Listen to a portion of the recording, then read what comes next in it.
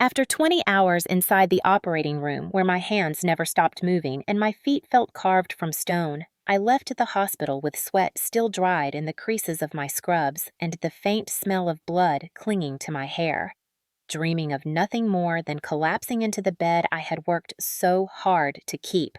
But when I turned into my driveway, my breath caught because there, on the porch, under the drizzle of midnight rain, sat my suitcase, zipped and abandoned like garbage waiting for pickup, and the brass handle of the front door glinted with a brand new lock I had never seen before. I fumbled with my old keys, heart-hammering until the door cracked open and my stepmother's face appeared smug and unyielding with my father's shadow standing silently behind her eyes, downcast, refusing to meet mine. Her words were cold, rehearsed, brutal. "This was never your home, Emily. It's ours now. Go find somewhere else to sleep." My mouth went dry, my hands trembling as my father's silence confirmed the betrayal, and just when I thought it couldn't cut deeper, my stepbrother's laughter spilled from the hallway like broken glass, mocking. "Hey, nurse, maybe you should check into the hospital yourself. Looks like you don't belong anywhere." A curtain shifted across the street, neighbors peeking, watching me stand there drenched and humiliated, a woman who saved strangers' lives all day only to be discarded by her own family at night. And in that moment, exhaustion turned to ice, shame turned to fire. And I knew that what waited inside wasn't a family, but an enemy I could no longer ignore. I should have seen it coming long before the night my suitcase was left in the rain, because the truth is, my family had been rewriting my place in their story for years, chiseling me out little by little until there was barely a shadow left. My name is Emily. I am 29, a surgical nurse in a mid-sized hospital in Ohio, and I bought this house 5 years ago with every dollar scraped from overtime shifts, student loan sacrifices, and meals skipped so I could save enough for the down payment. But to hear my stepmother Linda talk about it, you would think it was her name on the mortgage and not mine. She married my father when I was 17, right when my mother's death still sat raw on my skin, and she swept in with a polished smile and promises to treat me as her own daughter, promises I wanted so badly to believe because I was a girl who had lost the woman who understood her better than anyone. At first, Linda seemed kind, cooking dinners, helping with laundry, buying little things like new curtains, but kindness quickly turned conditional. When I studied late at night, she would roll her eyes and say, "You think grades make you better than us," and when I applied to nursing school, she sighed to my father. Why let her drown in debt when she could just work a normal job?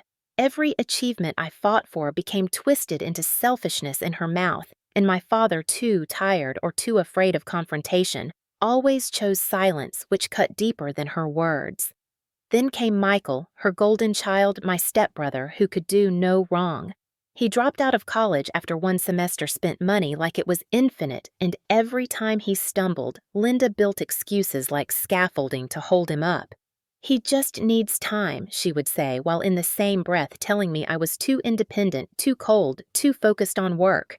Independence became an insult in that house, something they threw at me whenever they wanted to guilt me into submission. If I worked overtime to pay the bills, I was accused of caring more for strangers than family.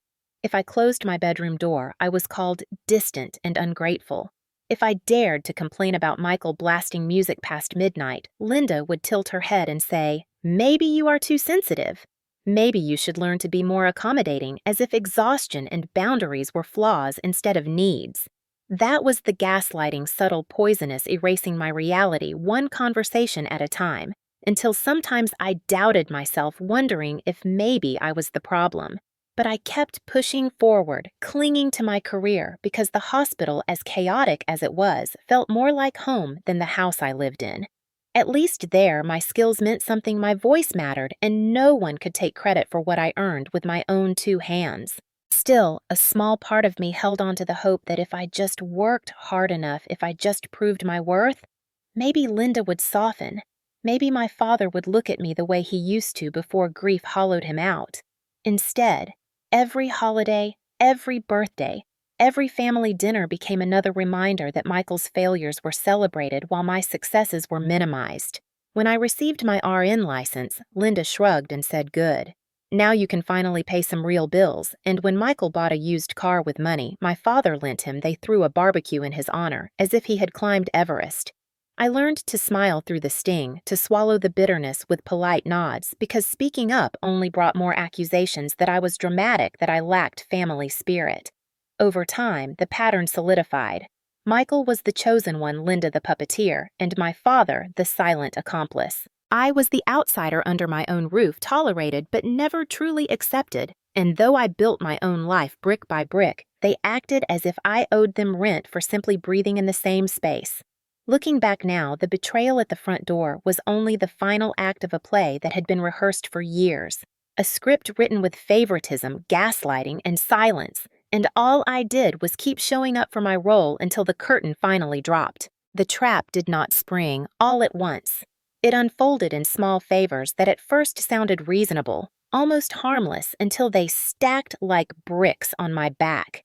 It began one evening when I stumbled into the kitchen after a double shift, and Linda sat at the table with her hands folded too neatly, her eyes glittering in that way that meant a request was coming disguised as kindness.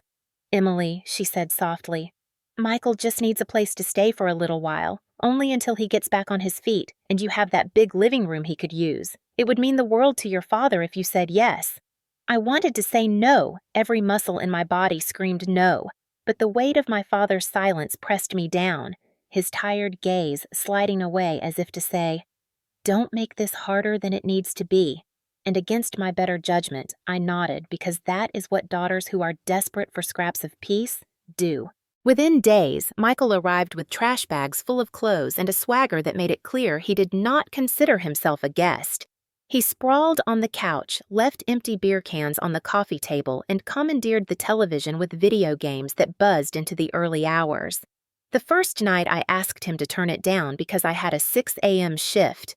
He smirked and said, "Relax, nurse. The world won't end if you lose a little sleep." And when I brought it up to Linda, she sighed as if I were the problem and murmured, "He's family. Emily, don't be selfish." That phrase became her refrain, her weapon repeated whenever I asked for the smallest consideration. If I needed quiet, I was selfish. If I wanted my food untouched in the fridge, I was selfish. If I asked him to stop inviting his friends over to drink and smoke in the backyard, I was selfish. Soon my living room looked less like a home and more like a college frat house.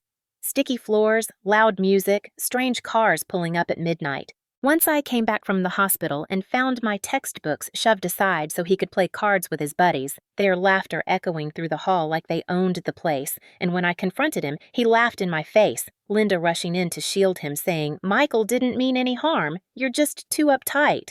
My father hovered in the doorway, hands in his pockets, pretending not to hear. That silence again, that silence that hurt more than any insult. Each day that passed, the house shifted further from mine into theirs. My boundaries eroded piece by piece until I wondered if they were testing how far they could push before I broke. But I kept swallowing it, telling myself it was temporary, that Michael would eventually move out, that peace would return. I did not realize then that temporary was never the plan, that the moment I agreed to let him in was the moment I handed Linda the leverage she had been waiting for, and by the time I saw the pattern, it was already too late, the locks already turning in her favor. The weeks that followed blurred together in a haze of exhaustion, resentment, and the growing realization that my house was no longer mine.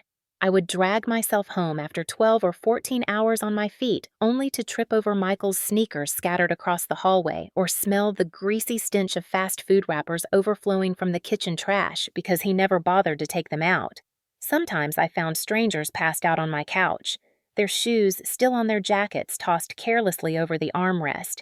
And when I demanded to know who they were, Michael grinned and said, "Chill out. They're my friends. It's good for you to have some company." I was the one paying the mortgage, the utilities, the internet bill, but suddenly I was a guest in my own living room, tiptoeing around men who reeked of beer, while Linda clucked in the background that I needed to loosen up, that family meant sharing everything even when it was inconvenient. The irony cut deep because nothing about this arrangement felt like family. It felt like invasion dressed in the costume of kinship. The gaslighting became relentless. When I asked Linda to at least set rules about noise, she folded her arms and told me I was imagining things, that Michael was just a young man blowing off steam. When I pointed out that my groceries kept disappearing, She tilted her head and said, "Maybe you forgot what you bought. Exhaustion makes the mind foggy, doesn't it?" The more I pushed back, the more she twisted reality until I felt like I was going insane, questioning my own memory, my own perceptions. One evening, I opened the fridge after a long shift, looking forward to the lasagna I had made the night before, only to find the dish empty, scraped clean. Michael was in the living room playing video games, a smug smile on his face. I confronted him, my voice shaking with fury, and he shrugged, said he didn't touch it, maybe I ate it and forgot. Linda swept in at that exact moment, wrapping her arm around his shoulder like he was a child in need of protection, telling me, "Emily, you work too hard, you are paranoid, you need rest." Her tone was gentle, almost maternal, but the words gutted me because they stripped me of credibility, painted me as irrational in my own home. My father sat in the recliner pretending to be immersed in the newspaper, his silence again cutting deeper than any accusation. It was as if the house itself was conspiring against me, every creak of the floorboards a reminder that I had lost control. The little things piled higher. My framed photos of nursing school disappeared from the mantel, replaced with Michael's high school football trophy. My spare linens were gone, claimed for his friends who stayed the night. My mail was opened without permission, Linda insisting she thought it was for the household. Each violation chipped away at me until I no longer recognized the space I had once fought so hard to claim. I remember one night in particular when I came home drenched from rain after rushing through an emergency shift only to find the living room filled with smoke from someone's cigarette music blasting Michael and his friends laughing as they played cards at my dining table. I begged them to turn it down to leave, but Linda stepped in between us, her smile sharp as glass, saying, "Emily, stop being dramatic. This is a family house. You don't get to dictate every little thing." The way she said it like I was a tyrant rather than the one paying the bills made my skin crawl. I wanted to scream that it was not a family house. It was mine, that my name was on the documents, that without my money, none of them could sit there and mock me. But when I opened my mouth, my father cleared his throat softly, a warning, a plea to keep the peace, and the words shriveled before they could escape. That silence again, his cowardice, his quiet betrayal, it burned more than Michael's taunts or Linda's manipulations. It told me I was alone. And in that loneliness, the walls of my house pressed tighter, suffocating me until even the thought of going home after work filled me with dread. The place that was supposed to be sanctuary had become a prison I paid to maintain, and I started to wonder how long before they stopped pretending it was mine at all. I did not know it then, but the answer was already written in the new lock. Linda had ordered the betrayal waiting like a predator just out of sight. The night it all snapped began like so many others with me stumbling out of the hospital after a 20-hour marathon inside the operating room, my shoulders slumped, my hands raw from endless scrubbing, my scrubs stiff with sweat and antiseptic, my body so wrung out I could barely lift my bag into the passenger seat. I had just helped save a teenage boy after a car wreck, stitching his torn flesh, suctioning blood, fighting off the exhaustion that gnawed at me like an animal. And as I drove home through empty streets slick with rain, I whispered to myself that one good night of sleep was all I needed to face another day. My house waited at the end of the cul-de-sac porch light, glowing a beacon I longed for. But when I turned into the driveway, the sight froze me in place. My suitcase zipped tight, sat on the porch steps like an abandoned child, rain dripping down its sides, and my old doormat was gone, replaced with a pristine new one that read, "Welcome," in block letters that felt like mockery. I tried my key hands shaking, but it jammed against a new lock, polished and foreign. My stomach dropped, my vision swimming as the truth clawed at me. Someone had changed the locks. My locks. I pounded the door, my knuckles stinging, until at last it cracked open and Linda appeared. Hair neatly pinned, lips, painted eyes alight with triumph.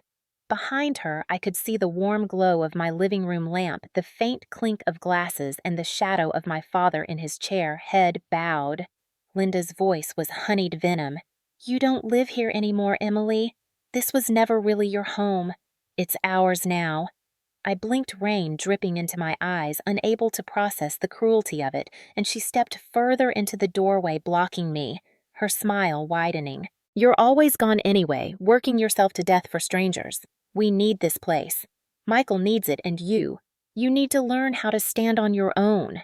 My father shifted the newspaper trembling in his hands, but he said nothing, and that silence was confirmation enough. A laugh exploded from deeper in the house, and then Michael appeared, beer bottle in hand, his grin a dagger. "Look at you, nurse hero, standing out there like a stray dog. Maybe the hospital can give you a cot." His friends snickered behind him, silhouettes framed in the glow of my own kitchen.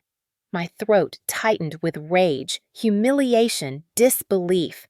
I shouted that this was my house, that my name was on the mortgage, that they had no right. Linda's eyes gleamed as if she had been waiting for that exact protest. "Oh, Emily," she cooed, "your father and I have talked, and you are not stable enough to manage a home. You're overworked, paranoid, you imagine things. We're just protecting what's best for the family." The words struck like ice water, her gaslighting reaching its most vicious form, not just erasing my reality, but painting me as unfit, unstable, incapable.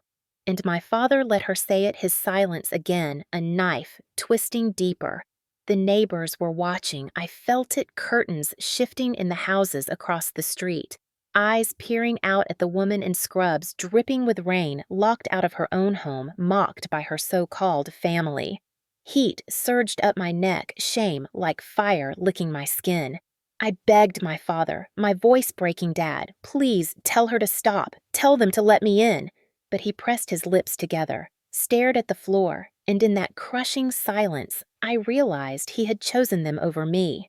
Linda leaned closer, her perfume cutting through the smell of wet earth, and whispered, "You don't belong here anymore. You never did."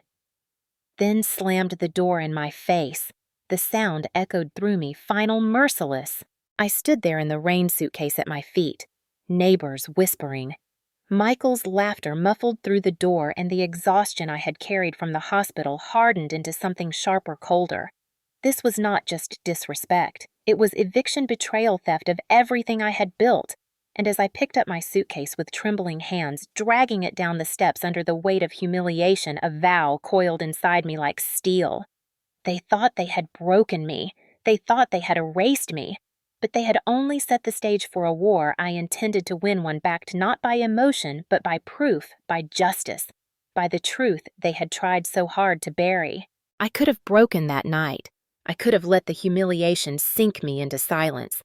But somewhere beneath the exhaustion and shame, a harder core sparked, and by the time I dragged my suitcase into the back of my car, water dripping from my hair onto the upholstery, I knew I would not surrender. I checked into a cheap motel off the highway, the kind with buzzing neon and paper-thin walls, and I lay awake staring at the ceiling as Michael's laughter replayed in my head like a broken record. I thought of my stepmother's smile, of my father's silence, of the neighbors watching, and I promised myself I would never let them get away with it. The next morning, I called the one person I trusted completely. Rachel, my best friend since nursing school, who had gone on to become a lawyer with a reputation for dismantling manipulative families piece by piece. I barely got the words out before my voice cracked, telling her they had changed the locks, that they were claiming I was unstable, that they had thrown me out like trash. Rachel's tone turned steel cold. "Emily," she said, "listen to me carefully. Do not let them rewrite this. You have rights. You have proof, and I am going to help you burn their lies to the ground." She told me to start documenting everything, every text, every receipt, every utility bill in my name. She reminded me that I had contributed to the mortgage for 5 years, that my bank statements and pay stubs would prove it. She asked if there were witnesses to the lock change, and immediately I thought of Mrs. Henderson, the elderly neighbor who often watered her roses on the porch and saw everything that happened on our street. That afternoon, I knocked on her door, nervous, clutching my phone.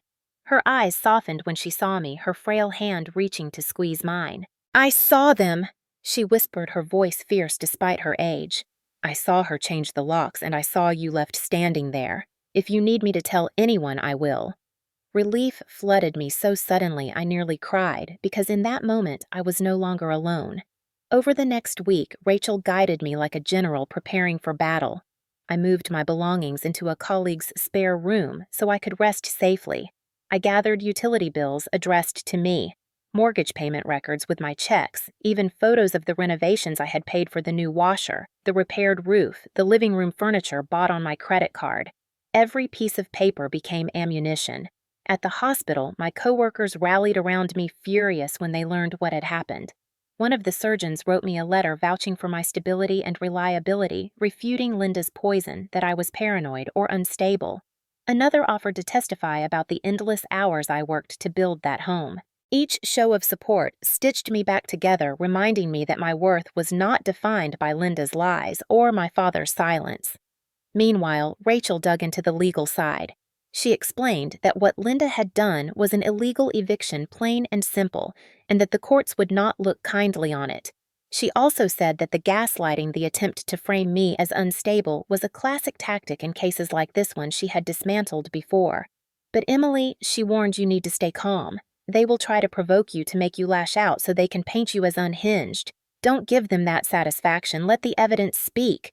So I followed her advice. Every time Linda sent a smug text about how I should stop embarrassing myself, I saved it.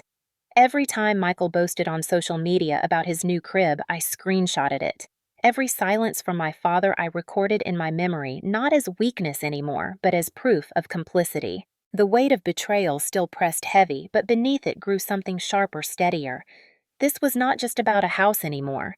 It was about reclaiming my voice, my dignity, my right to exist without being erased. And for the first time in years, I felt the ground tilt in my favor, not theirs. The confrontation came 2 weeks later in the living room that had once been mine. Though walking through the door that day with Rachel at my side felt like stepping into enemy territory. Linda sat stiffly on the couch in a pressed blouse. Michael slouched beside her with his usual smirk, and my father lingered in his recliner, eyes fixed on the carpet, as if the pattern there could save him from choosing sides. I had not been inside since the night they shut me out, and every detail cut deep, the family photos rearranged to erase me. The mantel crowded with Michael's trophies, the faint smell of Linda's perfume lingering like poison. Rachel cleared her throat, her presence commanding, and laid a stack of documents on the coffee table with a deliberate slap that made Michael flinch. These, she said evenly, are mortgage records, bank statements, utility bills, all in Emily's name, all proving she has not only lived here but has paid for the roof over your heads for years.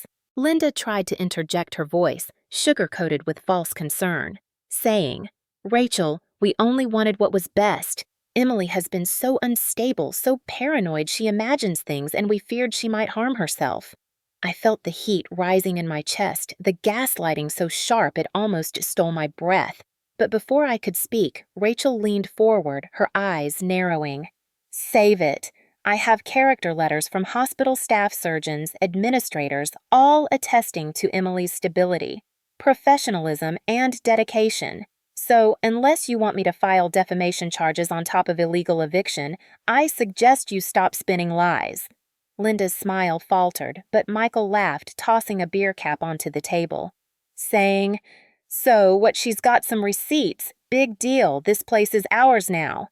That was when Rachel produced the final piece, a notarized statement from Mrs. Henderson, the neighbor who had watched Linda change the locks. The room went silent, the weight of that testimony landing like a hammer. Linda's face drained of color, her fingers twisting in her lap. My father's head finally lifted, his mouth opening, but no words came. Only a hollow gasp of realization that the facade had crumbled. I stood then, my voice steady for the first time in years, and looked at each of them. "You tried to erase me," I said. "You tried to make me doubt myself, to strip me of everything I built, but you forgot one thing. I don't stand alone anymore. Rachel is my witness. My co-workers are my witnesses. The law is my witness. And you," I turned to my father, "you stood by in silence while they threw me into the rain. That silence is your choice. Now, hear mine. I will not be your daughter anymore. You are strangers to me now." The words hung in the air, final, sharp, undeniable. Rachel gathered the documents, her voice calm but lethal, as she announced that the court would soon formalize Linda and Michael's removal from the property, and warned that any further harassment would result in restraining orders. For once, Michael had no comeback. Linda pressed her lips tight, trembling, and my father looked at me as if seeing me for the first time and realizing he had already lost me. I walked out of that house without looking back, the sound of the door shutting behind me no longer a weapon but a release because this time it closed on them, not me. The courthouse smelled of old paper and polished wood, the kind of place where lies wither under the weight of evidence, and as I sat at the plaintiff's table with Rachel beside me, I felt a steadiness I had not known in years. Across the aisle, Linda dabbed at her eyes with a handkerchief, performing grief for the judge. Michael slouched in his chair in a wrinkled suit like he was being punished for showing up, and my father sat between them, his shoulders caved in a ghost of the man who once tucked me into bed.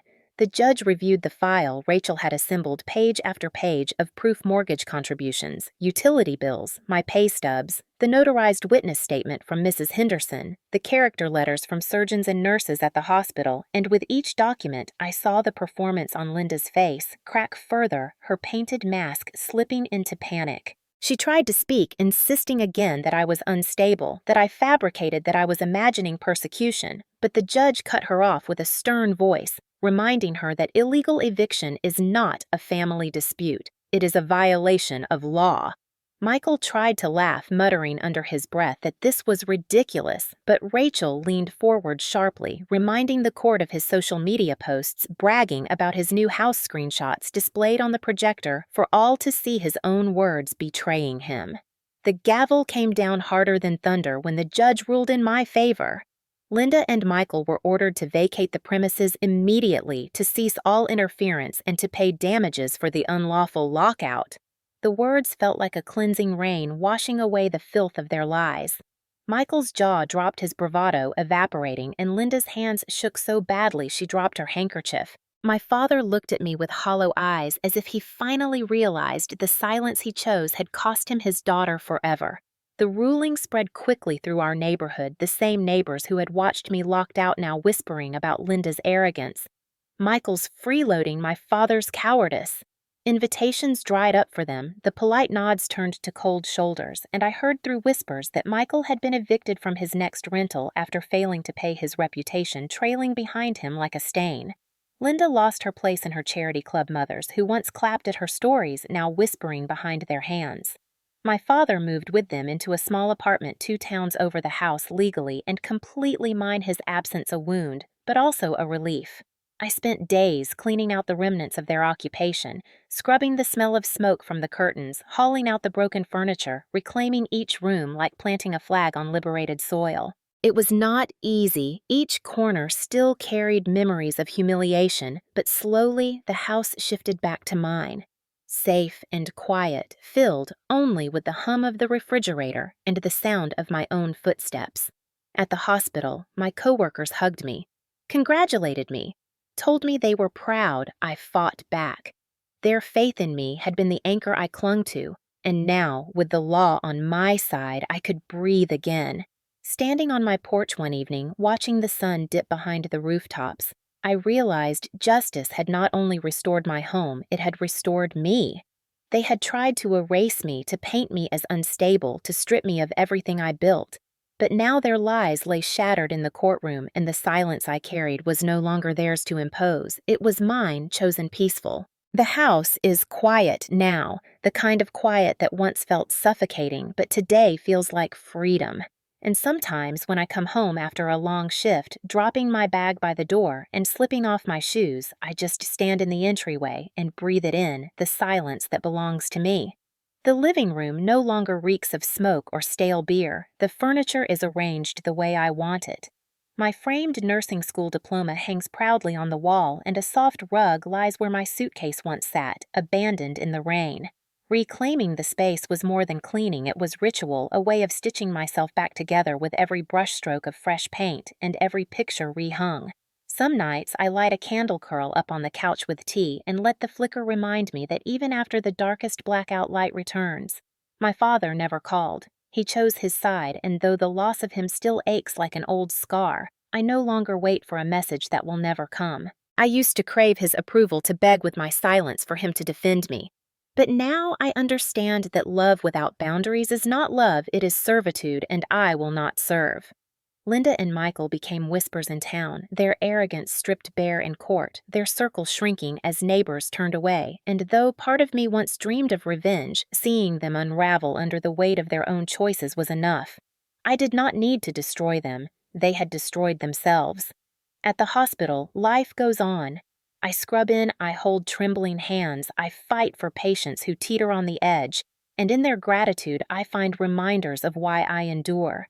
My coworkers became my family people who stood witness when blood relatives turned away, and in their loyalty I found the truth that family is chosen by respect, not dictated by blood. On my days off, I visit Mrs. Henderson, the neighbor, who gave me the courage of her testimony, bringing her groceries sitting on her porch as she tells stories about her late husband. We laugh, we share tea, and in her company, I feel the warmth of kinship that Linda's house never gave me. I think often of that night in the rain of the suitcase and the mocking laughter, and I realize it was both the cruelest and the most clarifying moment of my life.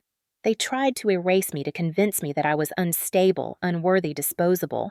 But all they did was push me to discover how strong I could be when I stopped begging for their acceptance.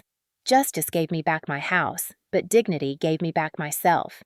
And if there is a lesson I would carve into stone for anyone who listens, it is this: betrayal does not define you. Boundaries protect you, and silence can be a weapon or a healing depending on who wields it. Today, the silence in my house heals. It is not emptiness. It is peace. It is mine.